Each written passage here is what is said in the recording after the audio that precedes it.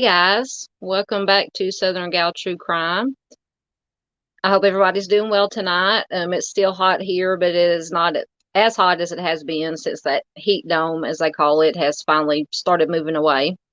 But anyway, it's Missing Person Monday, so I have 5 new missing persons cases to bring to you, and they sort of have a theme tonight. Um, will I give you the information, and could they be foul play or just an accidental death? So we'll be taking a look at those. If you're new here, if this is your first time, thanks so much for dropping by and hanging out with me for a little bit and taking a look at these cases. On this channel, I don't usually cover the high profile cases that's all, in the news 24/7.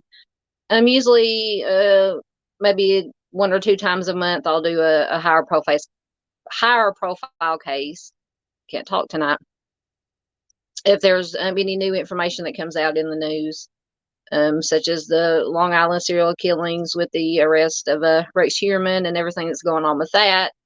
And I believe this week there's some new information that's come out about Dennis Rader, BTK offender, and so there's some information. So I'll be bringing you that probably Wednesday. But like I said, tonight is Missing Person Monday. So we will get started. And all this information that I'm going to bring you tonight comes from the charleyproject.org. If you've never visited the Charley Project, I highly encourage you to do so. It's got a lot of good information about a lot of cases. And that's where I get most of my information from, and as far as when I'm looking for cases to bring to you. Anyway, I just suggest you go and check it out. Okay, so the first case we have tonight is Glenn Ray Cook Jr. He went missing on June 11th, 2012 from Fort Smith, Arkansas. He is a white male, 46 years old, 5'11", 210 pounds. Now, he does suffer from paranoid schizophrenia, and he was supposed to be taking medication, but he had stopped taking it prior to his disappearance, and he was acting, they say, increasingly paranoid. So that might have a little bit of bearing on what I think, or because we don't know for sure. We're not professionals. This is just my opinion or my thinking about what possibly could have happened. Nothing for sure. So he began acting paranoid. He heard voices and believed people were spying on him. It's possible he was using drugs at the time of his disappearance. He did have a vehicle, which is accounted for. So, get my slides to work. He was last seen in Fort Smith, Arkansas on June 11th, 2012. That day, he was riding with his niece when he suddenly demanded that she stop because he believed they were being followed by someone. Now, apparently, from what I've read in a couple of articles I found, this wasn't the first time that he had thought people were following him. So, could have something to do with the paranoid schizophrenia. Could have something to do if he was taking drugs, or it could have been a combination of both. I'm not an expert, so I don't know. So on this particular day, after she stopped her vehicle, he got out. He checked the trunk of the car. He looked underneath it and just searched all around it before he got back in the car and allowed her to keep driving. She dropped him off at his home, and he has never been heard from again. So on June 19th, so a little bit over a week after that incident with his niece, his maroon 1998 Hyundai Accent was found at the Mayo Dam, stuck in a sandbar in the Arkansas River. And according to some witnesses that police talked to, it had been at that location since at least June 16th. They, of course, searched the area. I'm sure they searched the river. and they never found him or his body. This says he is missing under suspicious circumstances and foul play is suspected. Since he went missing, he hasn't accessed any of his bank accounts or refilled any of his prescriptions. And of course, his case is unsolved. The investigating agency is the Fort Smith Police Department. So if you have any information about Mr. Cook or his disappearance, you can call 479-709-5116. So what do we think is the case in this disappearance? To me, I would lean more towards accidental death. Excuse me. Just for the fact that his vehicle was found by the Arkansas River by water, and anybody who follows true crime and missing persons cases, when you have water, it's very easy to slip and fall into the water. And I don't know about the level of the river at this particular place, but I know that because I do live in Arkansas. In the place closest to where I live, which would be Little Rock, it's very deep, very wide. It would be very easy if somebody fell in, you get carried down the river and you're never seen again.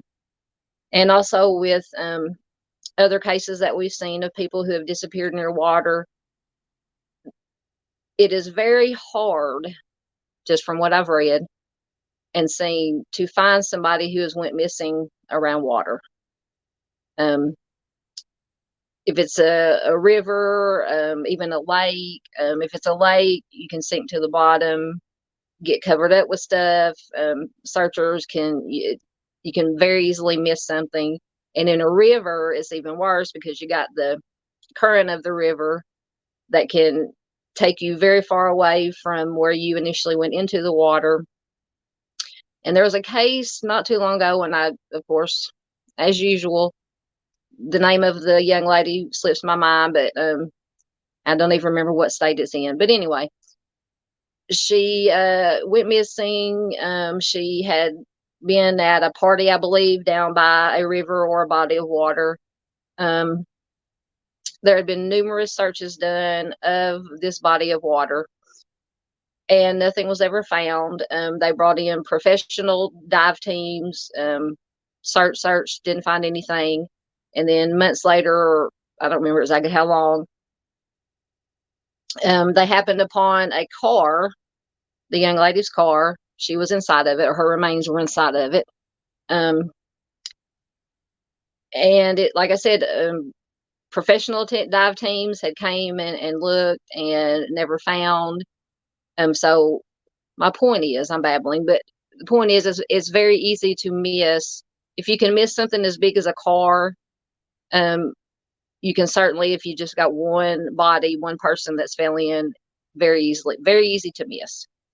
So my thinking is that this was an accidental death, fell into the water, current may have taken him down, and it's just sad. I feel sad for the family because they might, hopefully, it'll be resolved, but they might never know what happened to their loved one. The only other possibility that I can think of is, said he was paranoid schizophrenic, possibly using drugs. So maybe self-harm, but I'm going to lean more towards accidental death on this one. But I would love to know what you guys think. So please leave me a comment and let me know what you think. Just always all I ask is you be respectful of the victim's families, and each other. All right, next we have Joshua Merle Cavalier. He went, I hope I'm pronouncing that right. Anyway, I butcher a lot of names on here. Anyway, he went missing from Tuckerman, Arkansas on September 19th of 2010. So about 13 years ago, if I'm doing my math correctly. From Tuckerman, Arkansas. He is classified as endangered missing. is a white male, 29 years old, 5'11", 141 pounds. He was last seen wearing a white t-shirt and blue jeans, and he has brown hair, brown eyes, and his nickname is Josh. So we will take a look at his information. He was last seen in Tuckerman, September 19th, 2010. He had been on a camping trip with some friends when at approximately 3:30 in the morning, he passed out at Lockhart Landing from excessive drinking. Going to play a factor in my thinking. He was lying on the bank of the Black River. Once again, we have water, which had a sharp drop straight down to the water 10 feet below. So, y'all probably thinking like I am. We have water again. We have a steep drop off. We have drinking. You combine all those, and nothing good is going to come of that combination. It doesn't matter where you're at. But when you're close to water, water and alcohol do not mix well. So when Mr. Cavalier's friends checked on him about an hour later, he was gone, and his belongings, including his hat, boots, and vehicle, were left behind.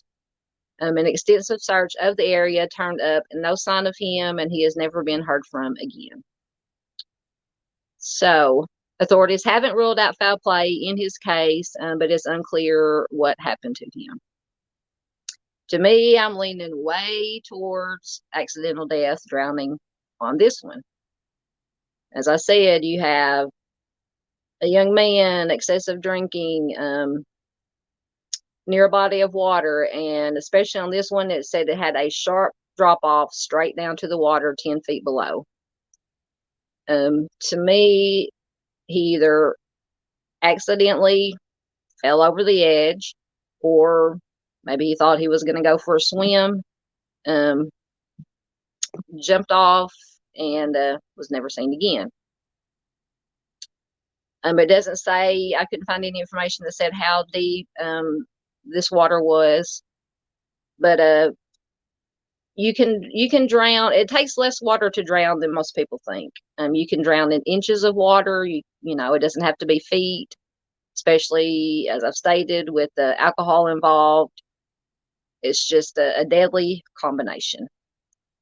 The investigating agency on this case is the Jackson County Sheriff's Office, and if you have any information about Josh or his disappearance, you can call the Sheriff's Office at 870-523-5842.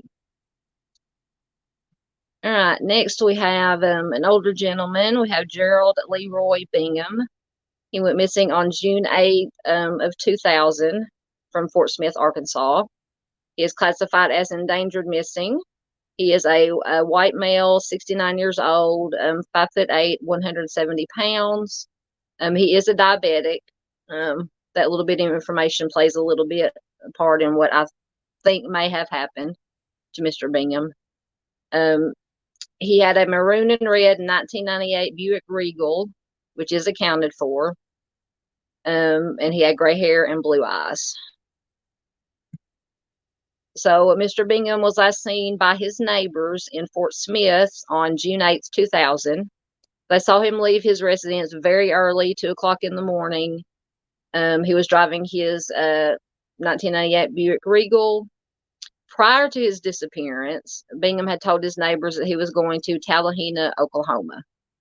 He said he would return at about 5:30 a.m., but he never did. And at the time of his disappearance, he was carrying a .22 caliber handgun. That plays a little bit of a part in what I think possibly could have happened to him. At Fort Smith, if you see there, the green star is Poto, Oklahoma, Fort Smith, and Poto is just right across, right on the Oklahoma-Arkansas line. I've been to Poto at least once, maybe twice. So they're not very far away, so it wasn't a very long trip. So his vehicle was located on Kavanaugh Mountain near Poto after his disappearance. A witness stated that he had given Mr. Bingham a ride from where they found his vehicle to a nearby community, and then he had taken him back to Kavanaugh Mountain and dropped him off. Mr. Bingham's whereabouts are unknown, and circumstances surrounding his disappearance are unclear.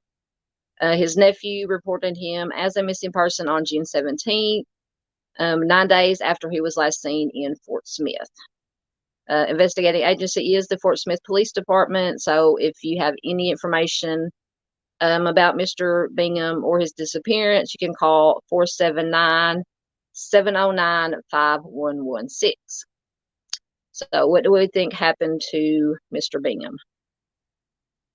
I'm going to lean towards accidental death. That's the highest on my scale of, and I just put in the thumbnail if it could be accidental death or foul play. We've also got self-harm, and we've got people just leave of their own accord. In other words, they, for some reason or another, they don't like the life they have, or whatever the case may be, and they just decide they're going to take off and get away from everything. They don't want anybody to know where they're at, so they just disappear. But back to Mr. Bingham. I'm going to go, and I've kind of gone back and forth on this one. I'm going to go with accidental death, highest up, due to the fact that he is an older gentleman. It was very, very early in the morning, 2:30, 3 o'clock in the morning, probably by the time he got to Poto from Fort Smith. He's by himself. His car was found near a mountain. Mountains have, of course, very rocky terrain, treacherous terrain. And some of my thinking of accidental death comes from the fact that he is a diabetic. I have a brother who's a diabetic. He was diagnosed with juvenile diabetes when we were kids. And if your blood sugar, and anybody out there who knows, if you're diabetic or who knows someone who is, if your blood sugar goes very high or very low, you get very disoriented, just out of it. You don't know what's going on. So it could be that Mr. Bingham's blood sugar went really high, really low. He was disoriented. He exited his vehicle, started wandering around. It said it was on a mountain. He could have fallen down into a ravine, etc., etc. We've all heard of people getting lost in the mountains. So I'm leaning more towards accidental death. One other possibility, due to the fact that it said that he was carrying a handgun, could be, and this is very lower down on my list, probably, well, I guess it'll be second on my list, self-harm. It doesn't, in this limited information that we have, it didn't say if he had been suffering from depression, what if he was married, had kids, a family. But self-harm is a possibility. But like I said, just let me know what you guys think. Leave a comment below, and I will definitely get to them. All right, next we have Jonathan Eric Island. He went missing on May 31st of 2017 from Little Rock, Arkansas. He is classified as endangered missing. He is a black male, 44 years old, 5'6", 145 pounds. He had black hair, brown eyes, and his nicknames are Bama and JJ. So we'll take a look at the circumstances surrounding Mr. Island's disappearance. He was last seen by friends in Little Rock on May 31st. He was homeless at the time of his disappearance, and sometimes slept with another homeless friend who was 18-year-old Casey Hudson at a homeless camp under a bridge in Little Rock. And of course, homelessness is prevalent everywhere. Here in Arkansas and Little Rock, there's a high homeless rate, and a lot of them do sleep under some of the bridges of the overpasses. They make their camps so they can get up under them to shelter them from the weather, and sometimes so they won't be seen. But it's just a sad fact of life. But, you know, some, like I said, I can't remember if it was in this one or another one. I think he chose to be homeless. So we just take that into consideration. And that's the case with a lot of homeless people. They, like I said, they choose to be homeless for one reason or another. But hey, as long as they're safe and they're not hurting anybody else, if that's the life you choose, you know, I'm I won't say I'm all for it, but like I said, if they're okay and they're not hurting anybody, people, just live your life and try to get by in this world. All right, so Mr. Island was close to a married couple, Kathy and Elijah New. They had moved from California. He had moved from California to Arkansas with them. They had invited him to live in their home, but he wanted to live on the streets. They spoke to him via cell phone every week. So it's not like he was just out there alone with, he had the friend that he spent time with, stayed with. He had this married couple that he had come to California with, from California to Arkansas with. He had a cell phone, evidently. They spoke every week. So somebody would know, of course, obviously, if he was missing. It would be a little bit different if he wasn't in contact with anybody. He didn't have anybody to contact who would know if he was missing, what was unusual, how long would it be between the times that they heard from him before they would start getting worried about him, something possibly happening to him. So we'll just take all that into consideration. Now, there were heavy rains in the area over a Memorial Day weekend. Excuse me. And Casey Hudson's body, who was the friend that Mr. Island spent a lot of time with, was subsequently found in Coleman Creek. And I'm not familiar with Coleman Creek. I don't go to Little Rock a lot. Try to stay away from the big cities. But anyway, it wouldn't be, it makes sense that, with the heavy rains, and if you're under an overpass, they're usually over these little creek beds or places where water run. So if you had flooding rains, anybody down in that area, if that caught them off guard, you could be very easily, swept away by the water and unfortunately drowned. It said this area that Mr. Or I'm assuming it's a Mr. It just says Casey. It could be male or female. This area was flood prone, and there was no obvious indications of foul play or trauma to the body of the friend of Mr. Island.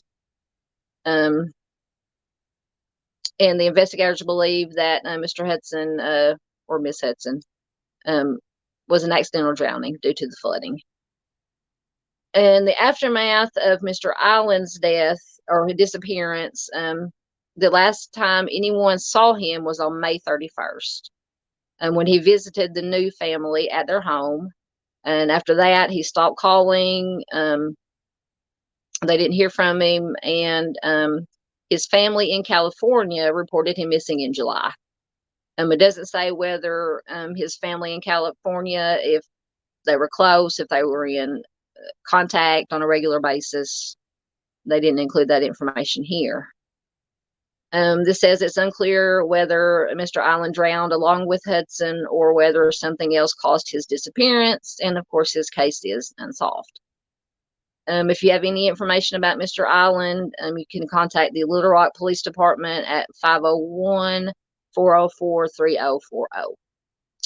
All right, so in this one, I'm obviously going towards accidental drowning due to the fact that his friend, Casey Hudson, his body was found drowned after the flood. It said earlier in the information that Mr. Island and Casey Hudson were together constantly. So I'm just going to try and put two and two together in my head and say that they were probably most likely together when the flood came. I don't know what time of day or night the flooding occurred, but especially if it was at night or at some point where they were maybe sleeping and Of course, not aware of what was going on. It'd be very easy. The water comes through, takes them both away, and unfortunately, they both drown. I said, I don't know for sure. I wasn't there, but that would just be my first thought. All right, so we'll go to, I think this is the last one. I'm not sure. Michael R Elkinson.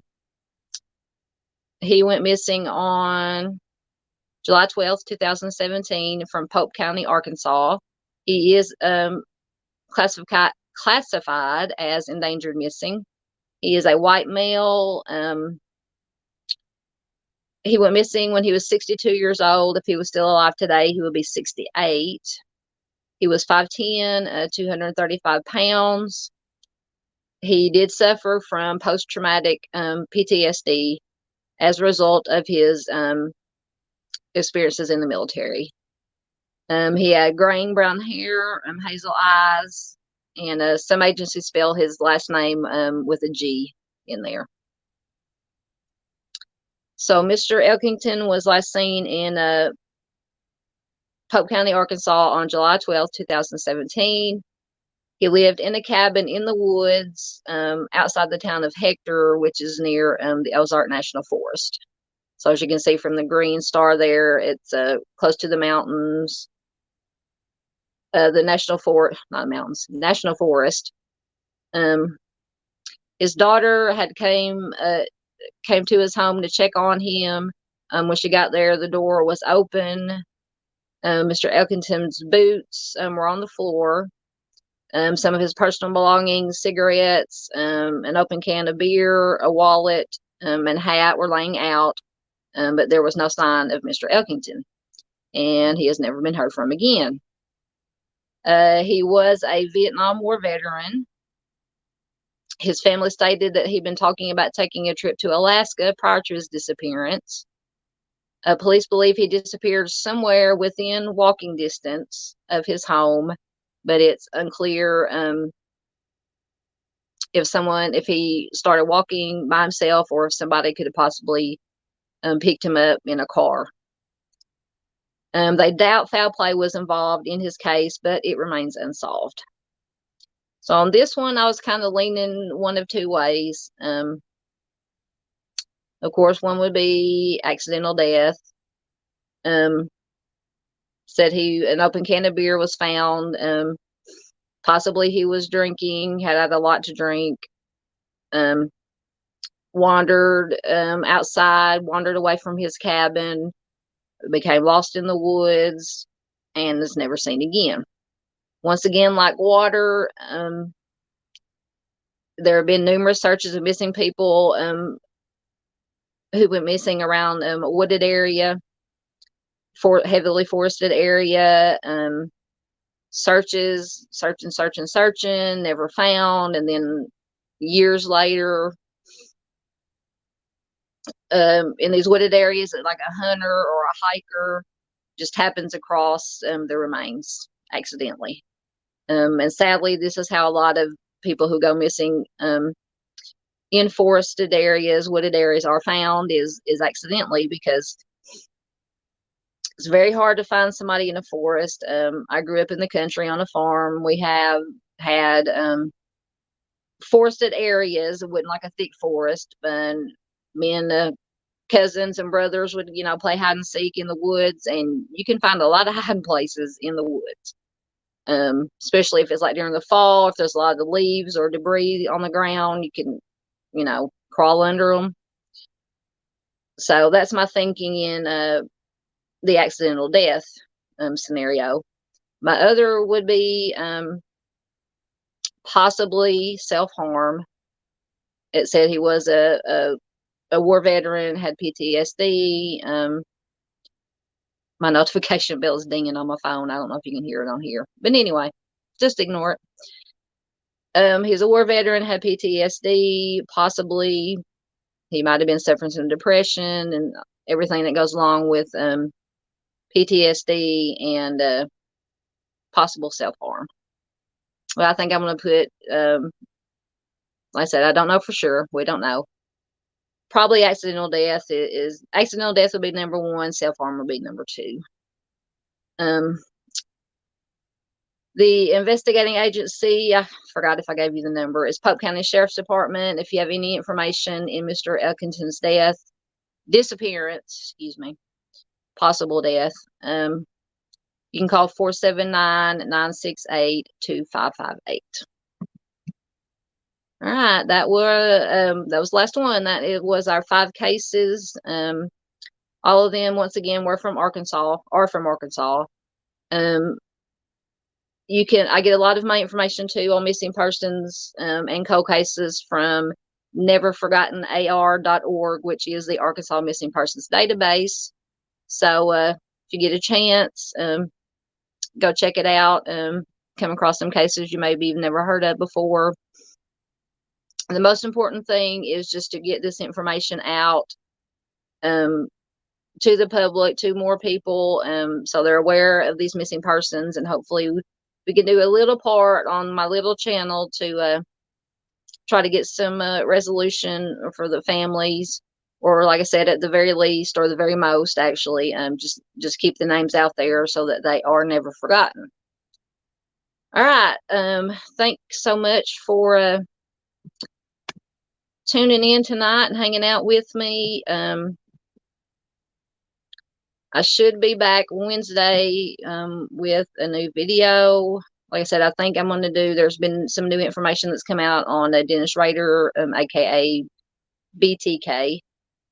So I'm going to try to do some research and see what's going on as far as that's concerned. So until then, please take care of yourselves. Be very careful out there. Unfortunately, the world we live in today can be very dangerous, although most of it, 99% of it, is a wonderful place. But we still have to be careful. Take care of each other. That's the most important thing we can do, is take care of our fellow human beings. So I will see y'all Tuesday, and thanks for watching again. Bye-bye.